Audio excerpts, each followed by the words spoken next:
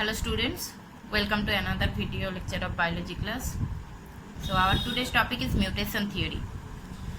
ইভলিউশনের মেকানিজমের যে থিওরিগুলো আছে তার মধ্যে এটা হচ্ছে 3rd নাম্বার থিওরি আমরা পড়ছি। প্রথম ল্যামার্কিজম পড়েছিলাম, তারপর ডারউইনিজম পড়েছিলাম, অ্যান্ড এখন হচ্ছে মিউটেশন থিওরি বলছি। সো মিউটেশন থিওরি, এই থিওরিটা দিয়েছিলেন যেই সায়েন্টিস্ট, তিনি হলেন হুগো দ্য ভ্রিস 1901। সো 1901 সালে Hugo the Vries mutation theory দিয়েছিলেন, ইভলিউশনের সাপোর্টে মিউটেশন থিওরি উনি দিয়েছিলেন। এবং হুগো দ্য ভ্রিস হচ্ছে যে মেন্ডেলিয়ান অর্থাৎ মেন্ডেলের যে থিওরি ছিল সেটাকে রিডিসকভার করেছিলেন। হুগো দ্য ভ্রিস রিডিসকভার করেছিলেন। সো উনি জেনেটিক্স নিয়ে কাজ করছিলেন, জেনেটিক্স নিয়ে এক্সপেরিমেন্ট করছিলেন। ডারউইনিজম পড়তে গিয়ে আমরা বলেছিলাম যে ডারউইনিজম ইভলিউশনকে ব্যাখ্যা করলেও ওনার যেটা ছিল মেন ড্রব্যাক ছিল সেটা হচ্ছে ওনার জেনেটিক্সের নলেজ ছিল না সেই সময়, এবং সেই জন্য মেনলি ডারউইনিজম কিছু কিছু জায়গায় ফেল হয়ে গেছে, যেমন ভ্যারিয়েশনের সোর্স বলতে পারে না। তো কিছু কিছু জায়গায় Darwinism fail, that's because of lack of knowledge of genetics. এবং সেই যে শর্টকামিংসগুলো, সেই শর্টকামিংসগুলো কিছুটা হলেও হুগো দ্য ভ্রিসের মিউটেশন থিওরি কিন্তু সেগুলোকে শর্টকামিংসগুলোকে দূর করেছিল। সো হুগো দ্য ভ্রিস এই 1901-এ উনি যে মিউটেশন থিওরিটা দিয়েছিলেন, আচ্ছা বেসিক কিছু আমরা আগে জানি, তারপর থিওরি কি বলছে সেটা সম্পর্কে পড়বো আমরা। সো বেসিক ক্ষেত্রে উনি 1901-এ উনি যে থিওরিটা দেন, থিওরিটার নাম ছিল তো মিউটেশন থিওরি, এবং যে বইয়ে উনি এই থিওরিটা পাবলিশ করেন সেই বইটার নামও ছিল দি মিউটেশন থিওরি। দি মিউটেশন থিওরি। সো ওনার বইটার নামও কিন্তু এটাই ছিল, দি mutation theory.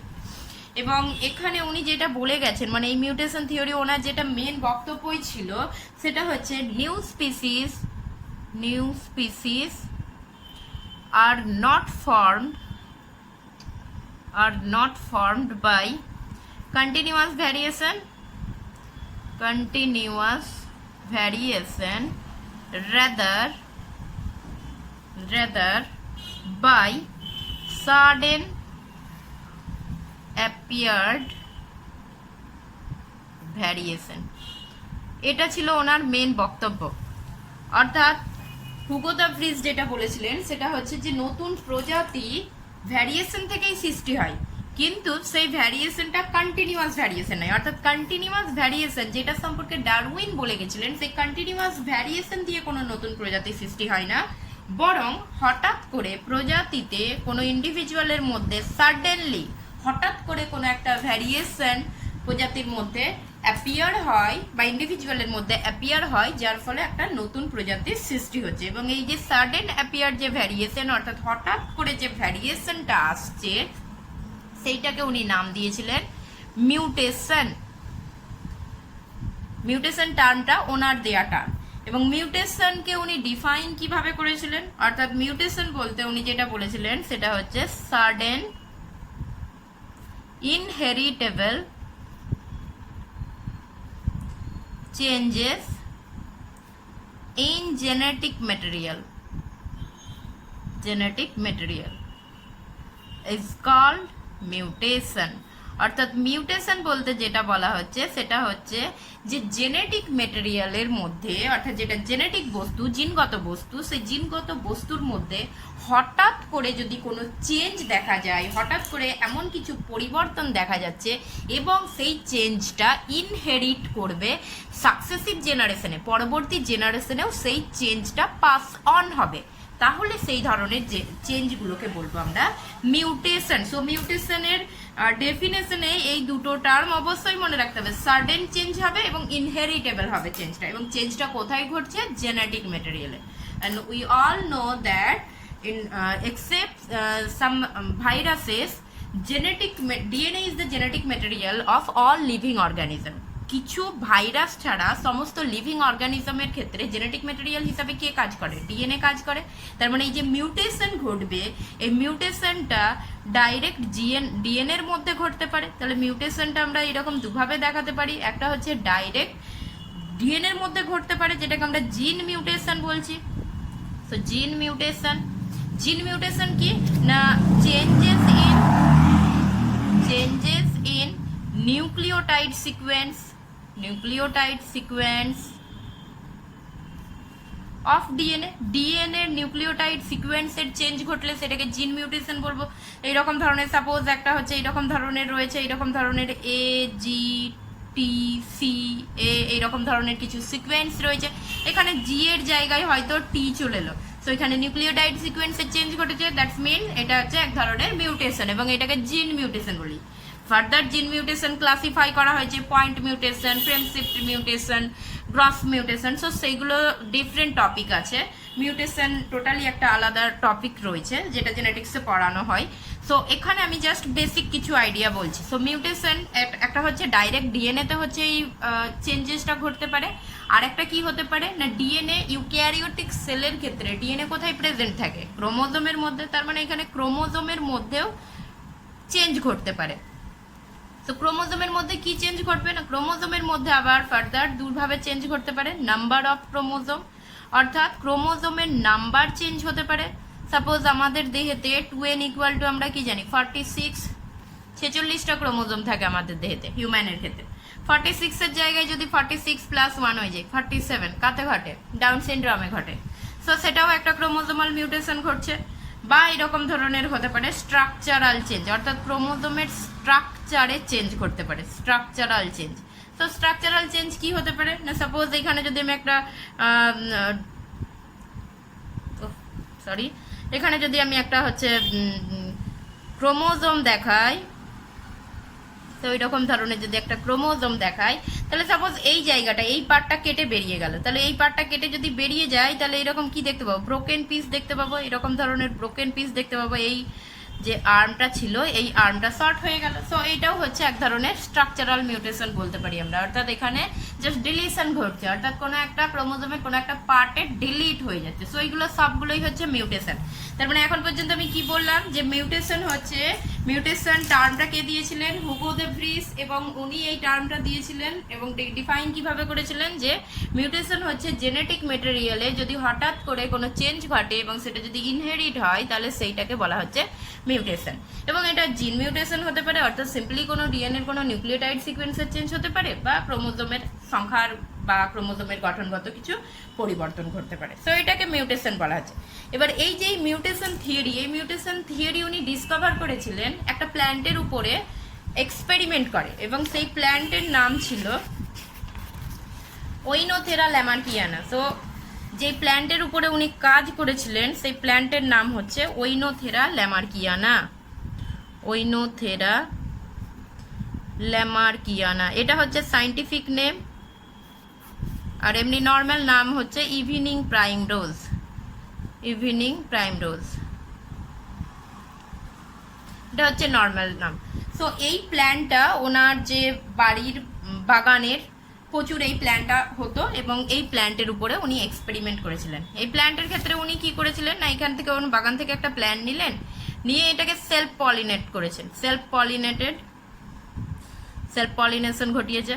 So self pollination ঘটালে কি হবে, এই প্ল্যান্ট থেকে, এই প্ল্যান্টের মধ্যে কি হচ্ছে, ফ্রুটস হচ্ছে, অ্যান্ড সেখান থেকে কি হবে, কিছু সিড তৈরি হবে। এবার যখন সিডগুলোকে যখন উনি আবার বাগানে লাগাচ্ছেন, ওই সিডগুলোকে যখন জার্মিনেট হতে দিচ্ছেন, তখন যে ওই সিডগুলো থেকে যে অফস্প্রিংগুলো তৈরি হলো, সেই অফস্প্রিংগুলোর ক্ষেত্রে দেখা যাচ্ছে যে কিছু অফস্প্রিং তো রয়েছে, অর্থাৎ এখান থেকে যে অফস্প্রিংগুলো পাচ্ছি সেই অফস্প্রিংগুলোর ক্ষেত্রে দেখা যাচ্ছে কিছু অফস্প্রিং রয়েছে যারা প্যারেন্টাল টাইপস হচ্ছে, আর কিছু আছে যারা ভ্যারিয়ান্ট টাইপ হচ্ছে, variant type. So parental type and variant type কি, মানে কিছু অফস্প্রিং, এবং এটা হচ্ছে মেজরিটি, ঠিক আছে, অর্থাৎ বেশিরভাগ, অর্থাৎ ওই যে সেলফ পলিনেট করেছেন তারপরে সেই সিডগুলো যে বাগানে আবার লাগিয়েছেন, জার্মিনেট হতে দিয়েছেন, সেখানে যে প্ল্যান্টগুলো তৈরি হয়েছে তার মধ্যে বেশিরভাগ প্ল্যান্টের ক্ষেত্রে দেখা যাচ্ছে they are similar, offsprings are similar, offsprings are similar to parent. যেহেতু সেলফ পলিনেশন ঘটিয়েছে আমরা জানি অফস্প্রিং প্যারেন্টের মতো সিমিলারই হবে, এটাই হচ্ছে কমন ঘটনা। সো এই অফস্প্রিং, যেই অফস্প্রিংগুলো প্যারেন্টের মতো সিমিলার হচ্ছে, এবং বেশিরভাগ অফস্প্রিংগুলোই প্যারেন্টের মতো সিমিলার হচ্ছে, তাদেরকে প্যারেন্টাল টাইপ বলা হচ্ছে।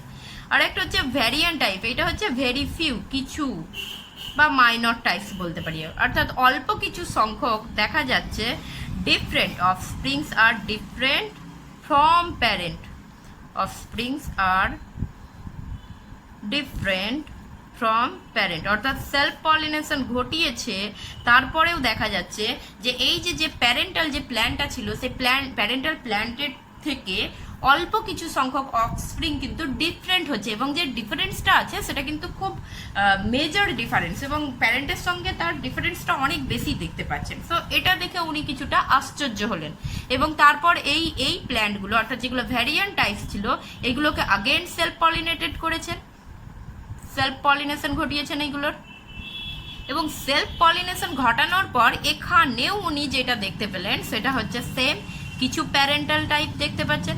এখানে প্যারেন্টাল টাইপ মানে কিন্তু এই অফস্প্রিংটার কথা বলছি, অর্থাৎ এই ভ্যারিয়েন্টটা এখন এদের সেলফ পলিনেশন ঘটিয়েছে, তার মানে প্যারেন্টাল টাইপ হচ্ছে এর মতো হবে, অর্থাৎ যেটা ভ্যারিয়েন্ট পেয়েছিল তাদের মতো কিছু পেলো, আর কিছু ভ্যারিয়েন্ট টাইপ পেলো। ভ্যারিয়েন্ট মানে এইখানে হচ্ছে যে এই অফস্প্রিংগুলো, আগেন এটা হচ্ছে মেজরিটি, বেশিরভাগ অফস্প্রিং এইরকম প্যারেন্টের মতোই হচ্ছে, আর কিছু অফস্প্রিংস রয়েছে যাদের মধ্যে আবার কিছু ডিফারেন্স দেখতে পাওয়া যাচ্ছে, এটা হচ্ছে ভেরি ফিউ।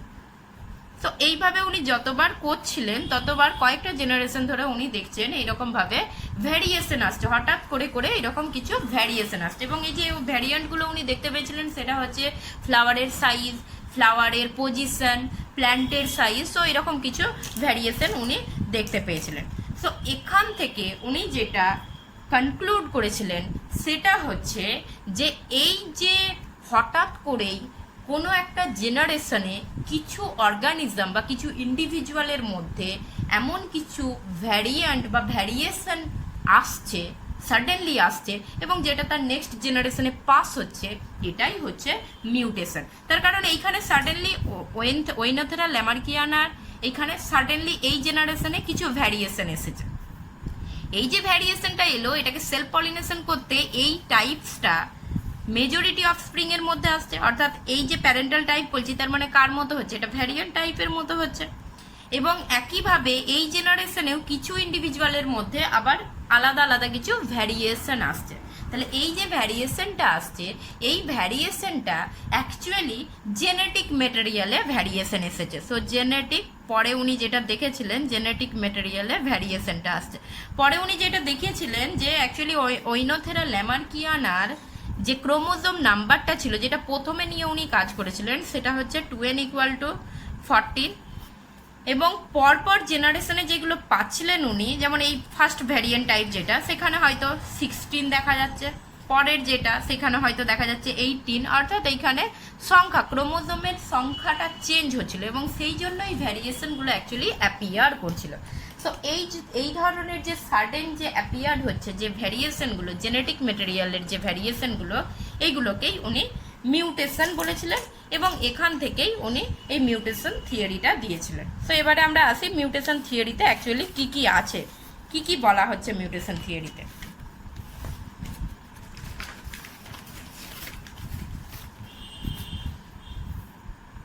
তো মিউটেশন থিওরির মেন যে বক্তব্যগুলো ছিল সেটা হচ্ছে the main points or postulates of mutation theory are as follows. কি কি? The mutation or discontinuous variation are the raw material of evolution. অর্থাৎ এই যে মিউটেশন বা এই যে ডিসকন্টিনিউয়াস ভ্যারিয়েশনগুলো হচ্ছে, এই ডিসকন্টিনিউয়াস ভ্যারিয়েশনগুলোই অ্যাকচুয়ালি ইভলিউশনের কাঁচা মাল রূপে কাজ করে বা ইভলিউশন ঘটানোর জন্য দায়ী। অর্থাৎ একটা পপুলেশনে যে মিউটেশন ঘটছে এই মিউটেশনটাই অ্যাকচুয়ালি ওই পপুলেশনকে ইভলভ করছে, ওই পপুলেশন থেকে একটা নতুন প্রজাতির সৃষ্টি করতে দায়ী। এটা প্রথম পয়েন্ট। 2 নম্বর পয়েন্ট হচ্ছে mutation appear suddenly and produce their effect immediately. অর্থাৎ মিউটেশন হঠাৎ করেই মিউটেশনের আগমন ঘটবে, মানে মিউটেশন আসার আগে কোনো সিগন্যাল দিচ্ছে না যে আমি আসছি, এরকম কোনো সিগন্যাল দেবে না। অর্থাৎ হঠাৎ করেই কোনো একটা জেনারেশনে কোনো একটা ইন্ডিভিজুয়ালের মধ্যে আমি কিছু ভ্যারিয়েশন দেখতে পারি। শুধু একটা ইন্ডিভিজুয়াল নাই, অনেকগুলো, একটা জেনারেশনের অনেকগুলো ইন্ডিভিজুয়ালের মধ্যে আমি কোনো ভ্যারিয়েশন দেখতে পাবো। তার মানে হঠাৎ করেই অ্যাপিয়ার হবে, কিন্তু তার ইফেক্টটা হবে ইমিডিয়েটলি। অর্থাৎ ইফেক্ট মানে সেটা সঙ্গে সঙ্গেই কিন্তু এক্সপ্রেস করছে। অর্থাৎ কোনো একটা জেনারেশনে সিম্পলি জেনেটিক মেটেরিয়াল চেঞ্জ ঘটলো, এবং ওই যে চেঞ্জিং যে জেনেটিক মেটেরিয়াল সে কিন্তু সঙ্গে সঙ্গে তার ইফেক্ট শো করবে। সেই জন্য আমরা ফেনোটাইপিক ক্যারেক্টারটাও কিন্তু সঙ্গে সঙ্গে দেখতে পাচ্ছি। অর্থাৎ এই যে ওইনোথেরা ল্যামার্কিয়ানা এর যে একটা হঠাৎ করে সেলফ পলিনেশন করা হলো, নেক্সট জেনারেশনে কি দেখতে পাওয়া যাচ্ছে, কিছু প্ল্যান্ট, কিছু যে অফস্প্রিং তৈরি হলো তারা তাদের প্যারেন্ট থেকে ডিফারেন্ট হয়ে যাচ্ছে। তার মানে সেখানে কি হয়েছে, জেনেটিক ম্যাটেরিয়ালে চেঞ্জ ঘটেছে এবং সঙ্গে সঙ্গে জিনোটাইপ চেঞ্জ হয়েছে, সঙ্গে সঙ্গে ফিনোটাইপিক এক্সপ্রেশনও ঘটে গেছে। তাহলে মিউটেশন সাডেনলি অ্যাপিয়ার হবে এবং এর ইফেক্টটা কিন্তু সঙ্গে সঙ্গেই হবে। Same type of mutation can appear in a number of individuals of A species. অর্থাৎ একই ধরনের মিউটেশন একটা প্রজাতির অন্তর্গত একাধিক ইন্ডিভিজুয়ালের মধ্যে ঘটতে পারে। অল মিউটেশনস আর হেরিটেবল, সমস্ত মিউটেশন কিন্তু ইনহেরিট করবে, অর্থাৎ সাকসেসিভ জেনারেশন, কোনো একটা ইন্ডিভিজুয়ালের মধ্যে যদি মিউটেশন ঘটে সেই মিউটেশনটা পাস অন হবে তার সাকসেসিভ জেনারেশনে। Mutation can be positive or useful. আচ্ছা, এখানে যে পয়েন্টটা অ্যাকচুয়ালি বলছে, সো মিউটেশন অ্যাকচুয়ালি বলা হচ্ছে mutation can be positive or useful, মানে এমন কিছু ভ্যারিয়েশন এলো যে ভ্যারিয়েশনটা ওই অর্গানিজমের জন্য হেল্পফুল হবে। অর্থাৎ এমন কিছু ভ্যারিয়েশন এলো যেই ভ্যারিয়েশনটা ওই অর্গানিজমকে সাহায্য করছে, সেই মিউটেশনগুলোকে আমরা বলবো পজিটিভ মিউটেশন। বা হতে পারে এমন কিছু ভ্যারিয়েশন ঘটলো, এমন কিছু চেঞ্জ ঘটলো যেটা ওই ইন্ডিভিজুয়ালের জন্য কোনো ক্ষতিকারক হতে পারে, এমনকি ইন্ডিভিজুয়ালের মৃত্যুও ঘটতে পারে। যদি মৃত্যু ঘটে তাহলে সেই মিউটেশনকে আমরা লিথাল মিউটেশন বলবো। বা এইরকম হতে পারে যে এমন কিছু মিউটেশন ঘটলো যেটা ইউজলেস, অর্থাৎ ওই চেঞ্জে ইন্ডিভিজুয়ালের কোনো লাভ হচ্ছে না, কোনো কাজ হচ্ছে না। সো সেই ধরনেরগুলোকেও আমরা নেগেটিভের মধ্যে রাখছি। আর কিছু থাকে নিউট্রাল। নিউট্রাল মিউটেশন কোনগুলোকে বলবো? নিউট্রাল মিউটেশন মানে যে মিউটেশন ঘটেছে, অর্থাৎ জেনেটিক ম্যাটেরিয়ালে চেঞ্জ ঘটেছে, কিন্তু তার কিছু আমরা বুঝতে পারছি না। কেন বুঝতে পারছি না? তার কারণ আমাদের দেহের মধ্যে তো অনেক এই রকম ধরনের জিন থাকে যেগুলো অ্যাকচুয়ালি এক্সপ্রেস করেই না। সো সেই সমস্ত জেনেটিক ম্যাটেরিয়ালে যদি কোনো মিউটেশন ঘটে যায়, চেঞ্জিং ঘটে যায়, তাহলে সেগুলো তো এমনিতেই এক্সপ্রেস করে না। তো তাহলে কি বুঝতে পারবো আমরা? তার তো এমনি ইফেক্টই আমরা কিছু বুঝতে পারতাম না, তাহলে এখনো বুঝতে পারবো না। তো সেটা হচ্ছে নিউট্রাল মিউটেশন। এবার যেগুলো useful mutations are selected by nature, যেটা ইউজফুল মিউটেশন সেটা সিলেক্টেড হচ্ছে, while lethal mutations are eliminated। যেগুলো লিথাল মিউটেশন, অর্থাৎ যে সমস্ত চেঞ্জের ফলে অর্গানিজমের মৃত্যু ঘটতে পারে, সেই মিউটেশনগুলো এলিমিনেট হয়ে যায়, অর্থাৎ সেগুলো নেচার দ্বারা সিলেক্টেড হয় না। And however useless and less harmful can persist in the progeny.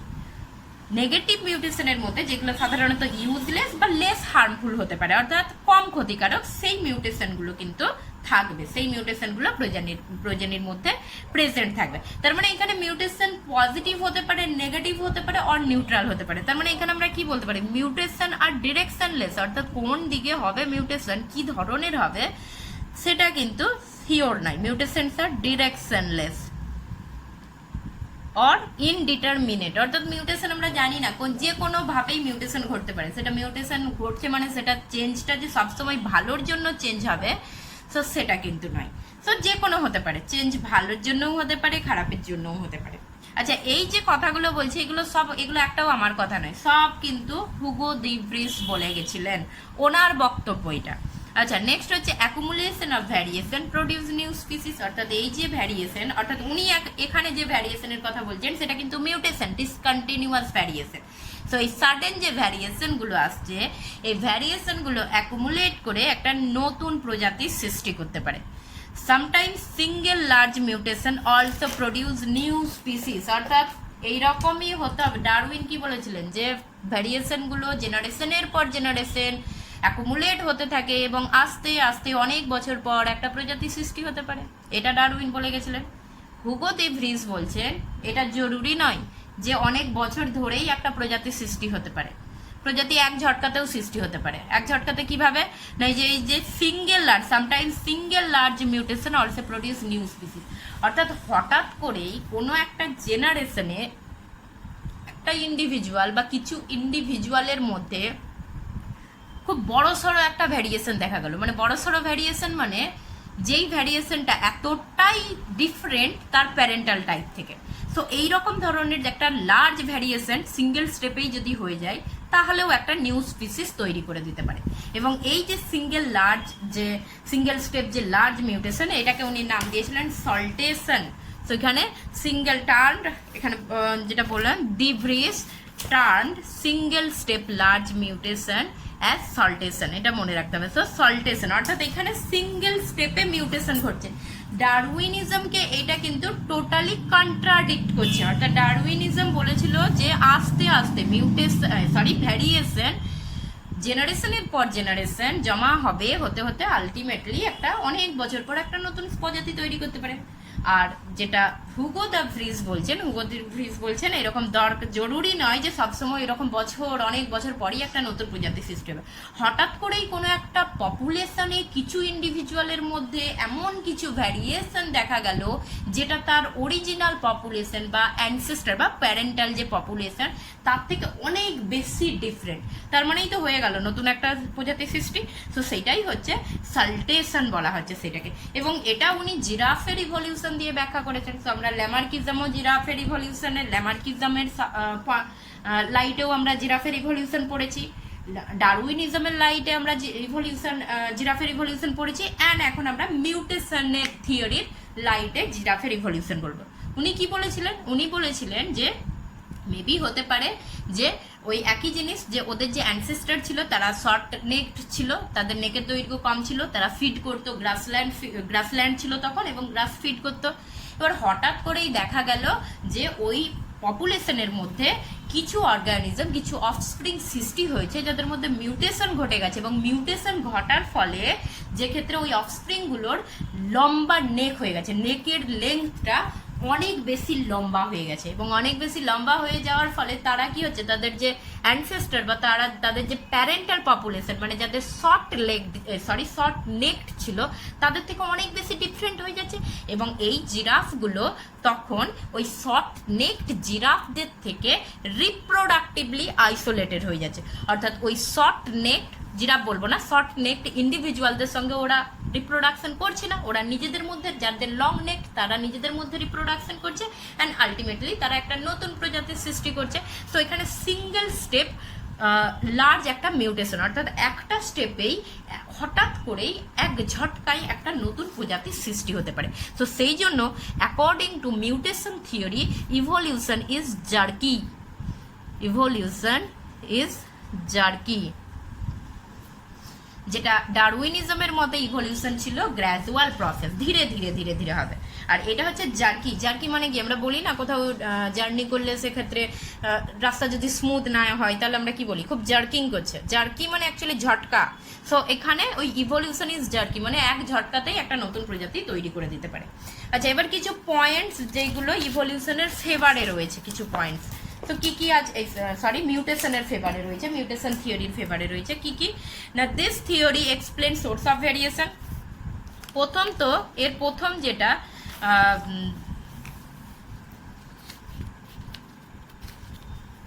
প্রথম যেটা অ্যাডভান্টেজ বলতে পারি আমরা, বা প্রথম যেটা এই থিওরির ফেভার দিচ্ছে সেটা হচ্ছে এই থিওরি কিন্তু ভ্যারিয়েশনের সোর্সকে এক্সপ্লেন করতে পেরেছে, যেটা হচ্ছে ডারউইনিজম পারেনি। সো ডারউইনিজমের ক্রিটিক্সরা মেইনলি এখানে অবজেকশন দিয়েছিল যে ভ্যারিয়েশনের সোর্স কোথায়, অর্থাৎ কেউ ডিফারেন্ট এটা তো মানছি, একটা ইন্ডিভিজুয়াল অপর ইন্ডিভিজুয়ালের থেকে ডিফারেন্ট, বাট ডিফারেন্ট কেন, কিসের জন্য ডিফারেন্ট, সেই ডিফারেন্ট হচ্ছে কেন বা ভ্যারিয়েশন কোথা থেকে আসছে সেটা কিন্তু স্যাটিসফ্যাক্টরিলি মিউটেশন থিওরি সেখানে এক্সপ্লেন করে দিয়েছে। The theory can explain both progressive and retrogressive evolution. Progressive মানে যেখানে সিম্পল ফর্ম থেকে কমপ্লেক্স ফর্ম তৈরি হবে, রেট্রোগ্রেসিভ মানে যেখানে কমপ্লেক্স ফর্ম থেকে সিম্পল ফর্ম তৈরি হতে পারে। সো এটা বোথ টাইপস অফ ইভলিউশনকেই এক্সপ্লেন করতে পারছে। A number of mutations have appeared in the past and give rise to new varieties. আগেও অনেক এইরকম ধরনের মিউটেশনের ফলে নতুন কিছু ভ্যারাইটি সৃষ্টি হয়েছে, সেই রকমই কিছু example. Ancon sheep suddenly appeared in 1791, অর্থাৎ ইউএসএতে এটা একটা নর্মাল শিপ থেকে, অর্থাৎ নর্মাল যে শিপ থাকে সেই নর্মাল শিপ থেকে হঠাৎ করেই শর্ট লেগড শিপ তৈরি হয়। মানে ইউএসএতে 1791-এ দেখা যায়, মানে একটা ফার্ম ছিল যেখানে এমনি নর্মাল শিপ প্রতিপালন করা হতো, যেগুলো নর্মাল ভেড়া যেগুলো আর কি। সো হঠাৎ করেই দেখা যাচ্ছে ওই নর্মাল শিপ থেকে একটা জেনারেশনে হঠাৎ করে দেখা যাচ্ছে নতুন যে অফস্প্রিংগুলো তৈরি হলো তাদের মধ্যে কয়েকটা অফস্প্রিং দেখা যাচ্ছে তাদের প্যারেন্টস থেকে ডিফারেন্ট। কি অ্যাঙ্গেলে ডিফারেন্ট হচ্ছে না, এদের বডি স্ট্রাকচার তো সেম টু সেম নর্মাল শিপের মতোই ছিল, কিন্তু এদের যে লেগটা ছিল সেই লেগটা অনেক বেশি শর্ট ছিল, অর্থাৎ এই রকম ধরনের শর্ট লেগ ছিল। সো এই রকম কিছু অফস্প্রিং দেখা যায়, একটা জেনারেশনে দেখা যায়, এবং তার নাম দেওয়া হয় অ্যানকন শিপ। এবং এই শর্ট লেগ অ্যাকচুয়ালি এটা ইউজফুল মিউটেশন হিসেবে ধরা হয়। Useful mutation in the sense যে ওই নর্মাল শিপ যারা ছিল, যাদের লেগ বড় ছিল, তাদের ক্ষেত্রে কি হচ্ছে, ওরা যে ফার্মে থাকতো, সেই যে ফার্মের যে ওয়াল, স্টোনের ওয়াল, সেখান দিয়ে অনেক সময় ওরা জাম্প করে বেরিয়ে যেত। এবং যারা এই যে নতুন যে অফস্প্রিং সৃষ্টি হলো, অর্থাৎ মিউট্যান্ট ভ্যারাইটি, শর্ট লেগড হওয়ার জন্য এরা জাম্প করতে পারতো না, জাম্প করে বেরিয়ে যেতে পারতো না। সো এটাও ওই রকম সিঙ্গেল স্টেপেই একটা এরকম ভ্যারাইটি এসেছে। নেক্সট হচ্ছে হর্নলেস cattle developed through mutation.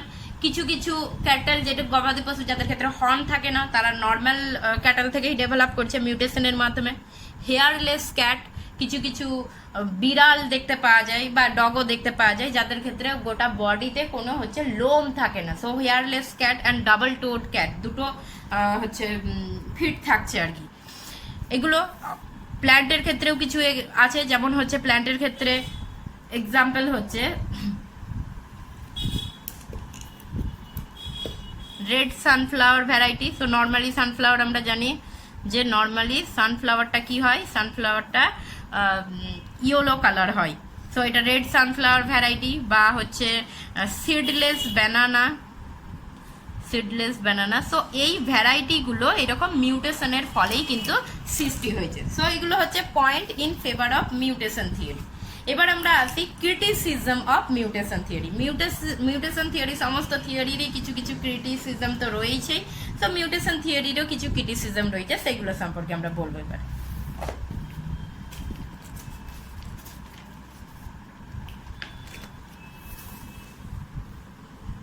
So criticism of mutation theory. So criticism of mutation theory ki the natural mutation are not very common as Hugo de Vries thought them to occur. অর্থাৎ প্রথম যেটা one and only বলতে পারি আমরা, one and only shortcomings or drawbacks or fault of mutation theory is that যে natural মিউটেশনের কিন্তু rate অনেক কম হয়। অর্থাৎ সেটা হয়তো হাজারে একটা দেখা যায়, হাজারটা এর মধ্যে ইন্ডিভিজুয়ালের মধ্যে একটার ক্ষেত্রে হয়তো মিউটেশন দেখা যায়, এবং সেটা অনেক কোন জেনারেশনে ঘটবে সেটা কোনো ঠিক নেই। সো সেই জন্য হুগো দ্য ভ্রিস যেমন বলেছিলেন যে হঠাৎ করে করে এইরকম মিউটেশন ঘটে গেছে আর হঠাৎ করে করে একটা নতুন প্রজাতি সৃষ্টি হয়ে গেছে, সেটা কিন্তু খুব আনইউজুয়াল একটা ব্যাপার। অর্থাৎ মিউটেশনের রেটটা এতটাই স্লো যে এই মিউটেশনে, শুধুমাত্র মিউটেশনের ফলেই যে এত প্রজাতি ইভলভ করেছে, এটা ডাইজেস্ট করা খুব মুশকিল ব্যাপার। সো এটাই হচ্ছে প্রথম ড্রব্যাক। 2 নম্বর হচ্ছে theory does not explain properly the role of nature. নেচারের কি রোল রয়েছে ইভলিউশনে, সেটা কিন্তু খুব ভালোভাবে এটা এক্সপ্লেন করতে পারেনি। Evolution is gradual but mutation is abrupt. এখন তো প্রমাণিত হয়ে গেছে যে সত্যি ইভলিউশন গ্র্যাজুয়াল, অর্থাৎ ইভলিউশন ধীরে ধীরে ঘটে। ইভেন হায়ার অর্গানিজমের মধ্যে তো ইভলিউশন এমন ঘটে যে সেটা আমরা দেখতে পাই না, আমরা দেখতে পাবো না হায়ার অর্গানিজমের মধ্যে ইভলিউশন কিভাবে ঘটছে, কিন্তু we have to believe that evolution ঘটছে। কেননা ইভলিউশনের সাপোর্টে আমরা অনেক কি বলবো এভিডেন্স পেয়েছি। সো সেই জন্য মিউটেশন যেটা, মিউটেশন তো অ্যাব্রাপ্ট, হঠাৎ করেই ঘটছে, বা কোনো একবার ঘটলো, তারপরে হয়তো বছরের পর বছর মিউটেশন ঘটলোই না, তারপর হয়তো কয়েক হাজার বছর পর একবার যদি মিউটেশন ঘটে, তার মানে তো এটা ডিসকন্টিনিউয়াস প্রসেস। বাট ইভলিউশন তো gradual and continuous process, evolution কখনো শেষ হয় না, সবসময় পপুলেশন ইভলভ হতেই থাকছে। পপুলেশনের মধ্যে কিছু না কিছু চেঞ্জ তো ঘটতেই থাকবে। তাহলে মিউটেশন থিওরি কিন্তু এই পয়েন্টগুলোকে ব্যাখ্যা করতে পারেনি। সো এখানে কনক্লুশন আমরা একটাই বলতে পারি, মিউটেশন থিওরিকে আন্তর্জাতিক যে সায়েন্টিস্ট মহল তারা অ্যাকসেপ্ট করেছে এইভাবে যে মিউটেশন হতে পারে ভ্যারিয়েশনের একটা রিজন, কিন্তু ওয়ান অ্যান্ড অনলি রিজন নয়। অর্থাৎ ভ্যারিয়েশনের একটা রিজন মিউটেশন হতে পারে। অর্থাৎ এই যে ভ্যারিয়েশন আমরা দেখতে পাচ্ছি পপুলেশনে, অবশ্যই এই ভ্যারিয়েশনের একটা রিজন মিউটেশন হতে পারে, মিউটেশনের জন্য ভ্যারিয়েশন ঘটতে পারে। কিন্তু হুগো দ্য ভ্রিস যেটা বলেছিলেন যে mutation is one and only reason of evolution, শুধুমাত্র মিউটেশনের ফলে ইভলিউশন ঘটছে, that is not the true. So মিউটেশনের সঙ্গে আরও কিছু ফ্যাক্টর থাকে যেইগুলো পপুলেশনের ভ্যারিয়েশন ঘটায়, অ্যান্ড সেই ভ্যারিয়েশনগুলো আলটিমেটলি নিউ স্পিসিসের জন্ম দেয়। তো সেই সমস্ত সোর্স অফ ভ্যারিয়েশন মানে একটা সোর্স তো মিউটেশন, এটা একদম কনফার্ম, এটা সবাই মেনে নিয়েছে। বাট শুধুমাত্র মিউটেশনের ফলেই যে ভ্যারিয়েশন হচ্ছে এবং তার ফলেই যে ইভলিউশন ঘটছে এটা সত্যি নয়। সো আর ভ্যারিয়েশনের অপর কি সোর্সগুলো রয়েছে সেগুলো, যেটা মডার্ন সিনথেটিক থিওরি, যেটা অ্যাকচুয়ালি ডারউইনিজম অ্যান্ড মেন্ডেলিজমকে কম্বাইন করে তৈরি করেছে modern synthetic theory, and that is the most accepted theory. সেই মডার্ন সিনথেটিক থিওরিতে আমরা জানবো যে মিউটেশন ছাড়াও আরও কী কী সোর্স অফ ভ্যারিয়েশন রয়েছে। সো সেটা আমরা নেক্সট ক্লাসে পড়বো।